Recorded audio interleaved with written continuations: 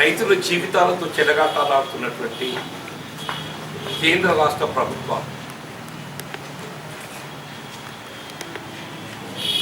వాస్తవంగా గతంలో ముందెన్నడూ లేని విధంగా ప్రత్యేకించి ఖరీఫ్లో ప్రకృతి వైపరీత్యాలతోని ఈ అకాల వర్షాలు అతివృష్టితో మొత్తం పంటలన్నీ కూడా వరి పొలాలు నీళ్ళ కొరిగిపోవటమే కానీ దాంతోపాటుగా పత్తి కాటన్ ఏదైతుందో పూర్తిగా కుళ్ళిపోయింది. పత్తి కాటన్ పూర్తిగా కుళ్ళిపోయింది.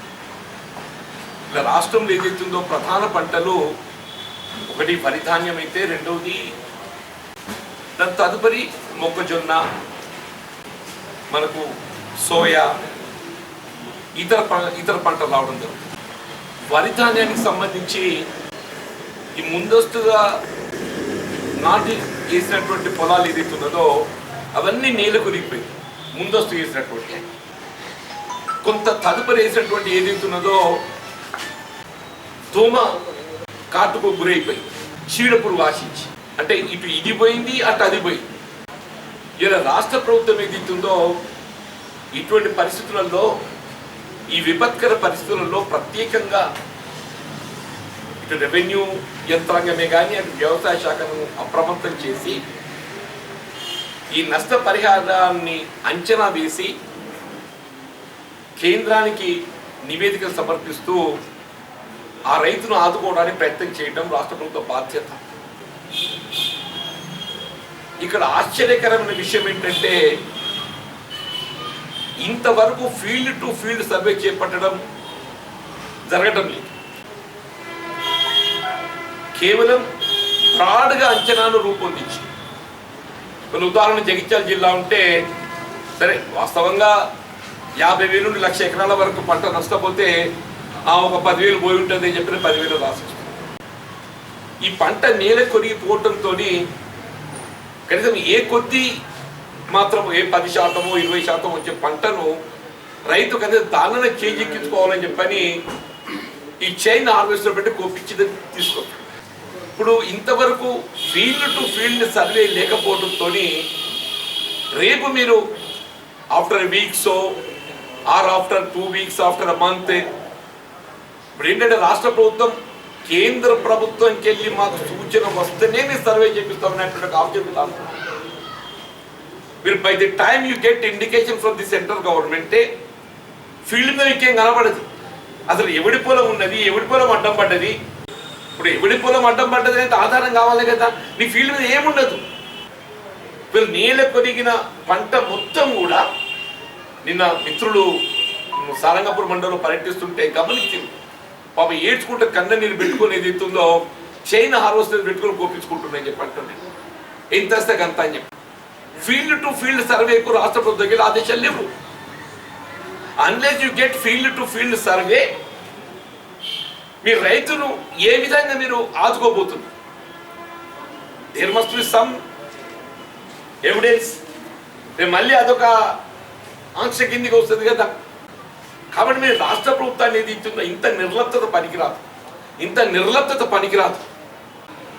సాధారణంగా ఇటువంటి పరిస్థితులలో అధికార యంత్రాంగాన్ని సమాయుక్తం చేయటానికి వీళ్ళ సీఎం గారు ఏదైతుందో ముఖ్యమంత్రి గారు బై రోడ్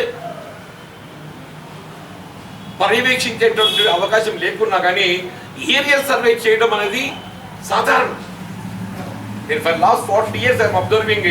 ఎప్పుడెప్పుడైతే ఇటువంటి ప్రకృతి వైపరీత్యాలతో పంట నష్టపోవడం దొరుకుతుందో ఏ ముఖ్యమంత్రి గారైనా కానీ వాళ్ళు ఏరియల్ సర్వే చేపట్టి పంట నష్టాన్ని అంచనా వేయడానికి అధికారులు పురాయించడం జరుగుతుంది.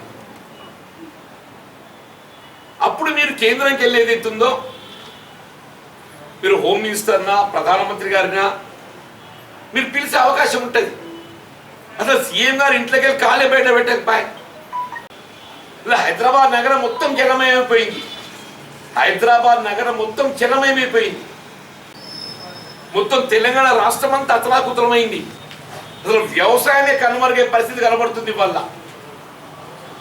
ముఖ్యమంత్రి గారు మాత్రం ప్రగతి భవన్కి వెళ్ళి అడుగు బయట పెడతలేడా?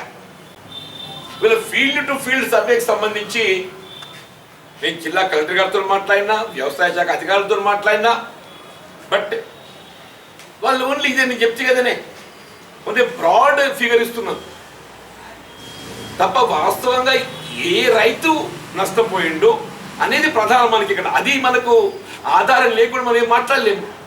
వీళ్ళ గతంలో పంటల బీమా పథకం అమలు అవుతుండే, వీళ్ళ పంటల బీమా పథకం నిర్వీర్యమైపోయింది. వాస్తవంగా పంటల బీమా పథకంలో కేంద్ర రాష్ట్ర ప్రభుత్వాలు తలా 25%, 50% ప్రీమియం చెల్లిస్తే rest of 50% farmer use to pay. మనం బ్యాంకు నుండి పంట రుణం పొందుతున్నప్పుడు, బ్యాంకుల నుండి పంట రుణం పొందుతున్నప్పుడు రైతుకు ఏదైతుందో ఈ ప్రకృతి వైపరీత్యాలతో పంట నష్టం జరగకుండా చూడటానికి, చీడ పురుగుతో ఏదైతే పంట నష్టం జరగకుండా చూడటానికి ఈ పంటల బీమా పథకం అనేది విధిగా అమలు చేస్తుంది. అప్పుడు ఏమైపోతుండే 50% కేంద్ర రాష్ట్ర ప్రభుత్వాలు భరిస్తే 50% రైతు భరిస్తుంది. ఇప్పుడేంటి కేంద్ర రాష్ట్ర ప్రభుత్వాలు ఏదైతుందో, కేంద్ర రాష్ట్ర ప్రభుత్వాలు ఇరు ప్రభుత్వాలు కూడా ఏదైతుందో బాధ్యత నుండి వైదొలగడంతో బ్యాంకర్స్ కూడా ఇన్సిస్ట్ చేసే పరిస్థితి లేకుండా అయిపోయింది.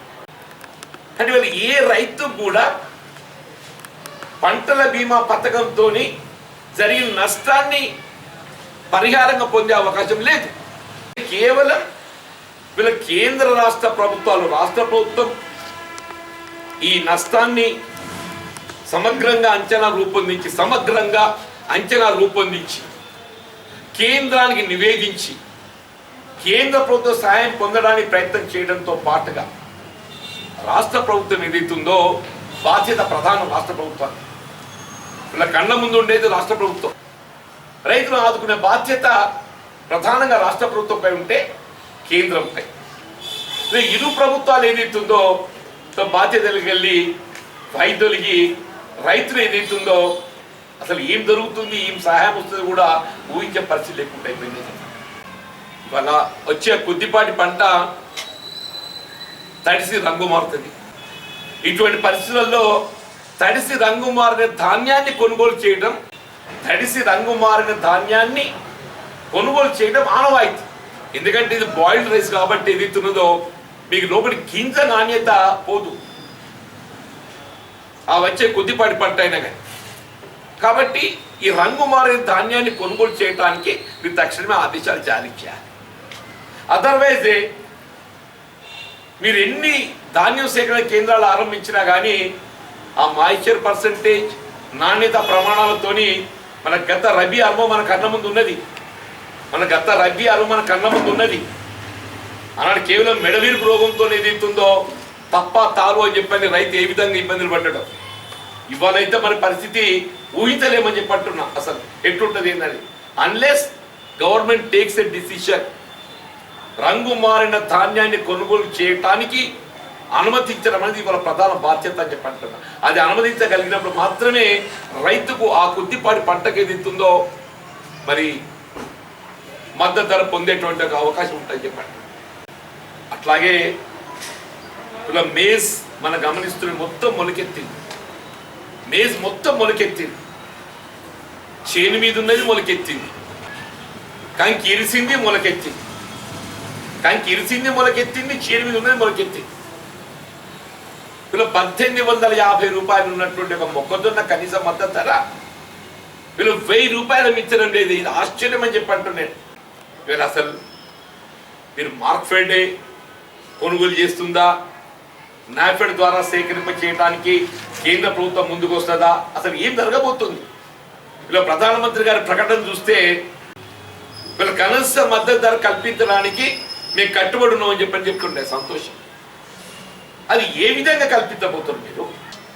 వీళ్ళు నిజంగా మీరు కనీస మద్దతు ధర కల్పించడానికి కట్టుబడి ఉన్నట్టయితే తక్షణమే మీరు రాష్ట్ర ప్రభుత్వాలకు సూచన ఆదేశాలు జారీ చేయండి. మార్కెట్ సెంటర్స్ ద్వారా మొక్కజొన్న సేకరించడానికి తక్షణమే ఆదేశాలు జారీ చేయండి. అప్పుడు మాత్రమే మద్దతు ధర లభించేటువంటి అవకాశం ఉంటుందని చెప్పండి. వీళ్ళ మీరు మొక్కజొన్న దిగుమతిని నియంత్రించలేకపోతున్నారు. అసలు ప్రధానమంత్రి గారు ఇప్పుడు వాస్తవంగా చెప్పంటున్నా, ఆయన తెలియకూడదు దొరుకుతుందని చెప్పని నేను భావించా. ఆయన తెలియకూడదు దొరుకుతుంది నేను భావించా. ఇప్పుడు వ్యవసాయ ఉత్పత్తులపై దిగుమతి సుంకం 50% వరకు విధించే అవకాశం ఉండి కూడా ఇవాళ కేంద్ర ప్రభుత్వం 15% పరిమితం కావడంతో ఇలా మొక్కజొన్న ధర ఇలా పడిపోవడానికి కారణమవుతుంది. ఇలా మొక్కజొన్న పడిపోవడానికి కారణం కేంద్ర ప్రభుత్వ అనాలోచిత విధానము. వర్తక వ్యాపార వర్గాలను, వాణిజ్య వర్గాల సంక్షేమాన్ని కాంక్షిస్తున్నారు తప్ప రైతుకు కనీస మద్దతు ధర మీరు ఎంతవరకైతే కనీస మద్దతు ధర కల్పించలేకపోతారో మీరు కనీస మద్దతు ధర నిర్ణయించే లాభం ఏమున్నది? మీరు కనీస మద్దతు ధర కల్పించగలిగినప్పుడు మాత్రమే కనీస మద్దతు ధరకు అనేది గుర్తింపు వస్తుంది. మీరు కనీస మద్దతు ధర కల్పించలేకపోయినప్పుడు గుర్తించే లాభం ఏమున్నది? ఇలా భారత ప్రధాని వాళ్ళని పత్రికలు చూసి అన్ని పత్రికలు వచ్చినట్టుంది. మేము కట్టుబడి ఉన్నామని చెప్పి ఎన్నడు తక్షణం ఏదైతుందో రాష్ట్ర ప్రభుత్వం సూచన చేయండి. వీళ్ళ మొక్కజొన్న సేకరణకు ఏదైతుందో కొనుగోలు కేంద్రాలు ఆరంభింపజేసి మద్దతు ధరకు ఏదైతుందో 1850కి సేకరించే విధంగా చర్యలు చేపట్టండి. అప్పుడు మాత్రమే రైతుకు కొంత విసులుబాటు కలుగుతుందని చెప్పండి. ఇలా మంత్రులు అయితే ప్రకటనల మీద ప్రకటనలు ఇస్తున్నది. మేము ఊరికో సెంటర్ పెడుతున్నాం, ధాన్యం సేకరణ కేంద్రాలు ఆరంభిస్తున్నాం. ఇదేం కొత్తది కాదు. ధాన్యం సేకరణ కేంద్రాలు ఏర్పాటు చేయడం కొత్తది కాదు. ఇది for the last over 15 years ఈ రాష్ట్రంలో ధాన్యం సేకరణ కేంద్రాలు నిర్వహణలో ఉన్నాయి. సమస్య ఏదైతుందో ఇలా రాష్ట్ర ప్రభుత్వ గౌరవ ముఖ్యమంత్రి గారు ప్రత్యేకంగా సన్నవడ్లను ప్రోత్సహించాలని చెప్పని మీరు 60% సన్నవడ్లు పెడితే 40% దుడ్డోట్ల. ఇలా 60% సన్నవడ్లు ఏదైతున్నదో అసలు ఈ దొమ్మపొడితో ఎంత చేతికి వస్తుందో మనం ఊహించలేము. ఈ దొమ్మపొడితో ఏదైతుందో ఎంత చేతికి వస్తుందో ఊహించలేము. ఆ చేతికి వచ్చే పంట యాజ్ ఇట్ ఈజ్ ఆశించిన మేరకు లభిస్తేనే అది 20-24 క్వింటలు మించదు. వీళ్ళు ప్రస్తుతం పరిస్థితుల్లో ఏదైతే ఉందో అది 10-15 క్వింటలు మించే పరిస్థితి. మరి దానికి నిన్నటి దాకా మేము 2500 పెట్టాలంట. ఇలా 2500 కాదు 3000 పెట్టే గిట్టుబాటు కాదు. నిన్నటి దాకా 2500 పెట్టాలి, 25 పెట్టాలి పత్రికలు కూడా ఘోషించినాయి. సన్నబొడ్లకు ఏదైతుందో కనీసం క్వింటల్ ఒక 500-600 ధర కల్పించే విధంగా 2500 కొనుగోలు చేస్తే కానీ గిట్టుబాటు కాదు అని చెప్పని అందరం కూడా పేర్కొంది. ఇవాళ మా పరిస్థితి 2500 కాదు కదా, 3000 కల్పించడానికి గిట్టుబాటే పరిస్థితి లేదు. ఇంతలో ప్రభుత్వం స్పందన లేదు. నేను ఏమంటున్నా, గౌరవ ముఖ్యమంత్రి గారు దయచేసి ప్రగతి భవన్కి వెళ్ళి బయటకు రండి. ప్రగతి భవన్కి వెళ్ళి బయటకు రండి, కాలు బయట పెట్టండి. పర్యటించేటువంటి ఓపిక లేకుంటే కనీసం ఏరియల్ సర్వే చేయండి. ఏరియల్ సర్వే చేయండి అంటున్నా. ఆ ఏరియల్ సర్వేతోనే కొంత అధికారుల్లో ఏదైతుందో చలనం వస్తుంది. నాకు ఆశయం ఎప్పుడు లేని విధంగా అధికారులు ఆ డబుల్ బెడ్రూమ్ ఇళ్ళ పడి తిరుగుతున్నారా. కొద్దిగా రైతు ఏదైతుందో పొలాలు పోయి వాడు కోసపడుతుంటే ఆ రైతును ఎట్టు ఉదార్చాలి, రైతును ఏ విధంగా ఆదుకోవాలో ప్రయత్నం చేయకుండా డబుల్ బెడ్రూమ్ ఇళ్ళ నిర్మాణం పట్ల పర్యవేక్షణ కూర్చుంటాయి. ఇది ఏందో చిత్రం. ఇది ఎందుకంటే శాస్త్రం ఉంది కదా, రోమ్ నగరం తగలబడుతుంటే ఫీడల్ వాయించినట్టు నువ్వు డబుల్ బెడ్రూమ్ కట్టినాయన దానికి మేము భిన్నాభిప్రాయం లేదు మాకు. కానీ తక్షణ మన మెడ మీద ఉన్న కత్తి ఏదైతున్నదో ఈ రైతు నష్టం, ఆ రైతును ఏ విధంగా ఆదుకోవాలి. మళ్ళీగా 4 రోజులు వర్షాలు ఉన్నాయట. దాని గురించి ఆలోచన చేయక రైతు వేదిక నిర్మాణం చేయవే. దసరా కూడా దీపావళికి అవుతుంది. రైతు వేదిక మీరు దసరా టార్గెట్ పెట్టుకున్నది, దసరా కూడా దీపావళికి అవుతుంది. ఏం ఫరక్ ఉంది? ఒక నెల రోజులల్లా ఏందే, ఒక నెల రోజులలో ఏం ఫరక్ పడేది ఉందని చెప్పంటు నేను. కానీ రైతు తక్షణం ఉన్న పరిస్థితులలో రైతును ఆదుకోవడానికి చర్యలు చేపట్టకుంటే ఆ రైతు కళ్ళ నీరు తుడిచే బాధ్యత స్థానికంగా రెవెన్యూ అధికార యంత్రాంగం వ్యవసాయ శాఖపై ఉందని చెప్పండి. దయచేసి దానిపై దృష్టి కేంద్రీకరించండి. మరి ముఖ్యంగా ఈ పంట నష్టపరిహారం అంచనా వేయడానికి ఏదైతుందో ఫీల్డ్ టు ఫీల్డ్ సర్వే అనేది ప్రధానం. ఆ ఫీల్డ్ టు ఫీల్డ్ సర్వేకి ఏదైతుందో రాష్ట్ర ప్రభుత్వం తక్షణమే చర్యలకు ఉపక్రమించాలనేది నెంబర్ 1. ధాన్యం తడిసి రంగుమారిన ధాన్యాన్ని కొనుగోలు చేయడానికి కొరకు ఏదైతున్నదో రిలాక్సేషన్ ఇవ్వటం సాధారణము. అది వెంటనే ఇవ్వబడ్డప్పుడు మాత్రమే రైతు కొంత ఉపకరిస్తుంది. నేను ఈ సర్వే అనేది field to field survey sir, field to field survey. 2 3 మొక్కజొన్నకు సంబంధించి మీరు కేంద్ర రాష్ట్ర ప్రభుత్వాలు ఏం మాట్లాడుకుంటారో ఏం చెప్తారో కానీ తోడు దొంగల తయారైందయా. కేంద్ర రాష్ట్ర ప్రభుత్వాలు తోడు దొంగల తయారైందని చెప్పంటున్నాయి. ఒకటి మీద ఒకటి నెప్ప నెట్టడం.